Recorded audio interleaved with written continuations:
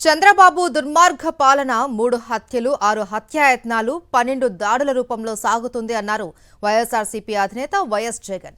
మాజీ ఎమ్మెల్యే నల్లపరెడ్డి ప్రసన్నకుమార్ రెడ్డిపై హత్యా ప్రయత్నమే లక్ష్యంగా ఇంటిపై జరిగిన దాడిని తీవ్రంగా ఖండిస్తున్నా అన్నారు.